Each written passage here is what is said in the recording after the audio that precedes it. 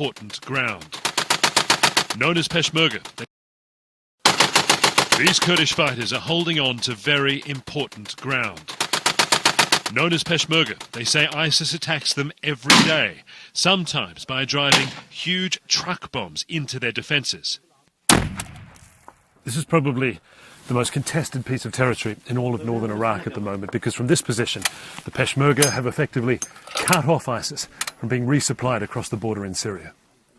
An ISIS outpost is just 800 yards away.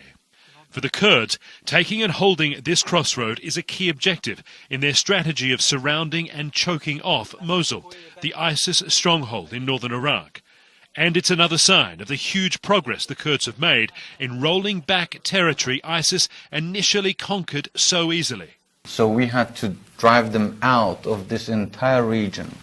The head of Kurdistan Security Council says the Peshmerga have taken back almost all the ground they can until the new retrained Iraqi army is ready to take the field. There are some limitations of how far we can go, because we don't want to create any political sensitivities with the Arabs. And for the rest of the region, we need cooperation and the Iraqi army to participate. Much of the territory reclaimed by Kurdish forces has been scarred dramatically by war. Homes flattened, villages wiped out. ISIS blew up some of these homes as they retreated. Others they rigged with explosives to detonate when people returned. Locals say 4 people were killed here when they opened the front door. Across this recent battlefield, people have started returning to what's left of their... About this very issue. And now we turn to Nigeria, who are meant to be voting for a new president this very Saturday. But the vote in Africa's economic powerhouse and its most populous democracy has been delayed at least 6 weeks because of the violence and insecurity caused by Boko Haram terrorists. President Goodluck Jonathan has just been speaking with the media about this very issue. Take a listen.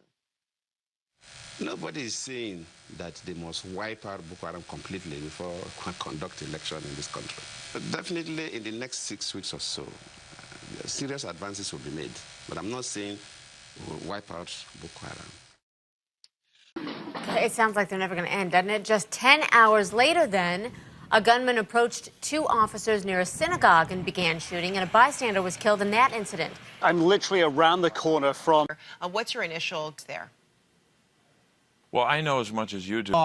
In Paris a few weeks ago that suggests that there's more threat out there. In other words, are there other individuals who were involved in a cell who might be looking at other targets? So the first question is a tactical question, obviously, of securing that site.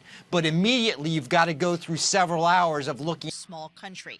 Denmark has one of Europe's highest rates of jihadi fighters, and it faces a dilemma. What to do when these fighters come home? Omar, in his early 20s, recently returned from Syria. His parents thought he was helping at a refugee camp. He was fighting with a jihadist brigade. He spoke to us on condition.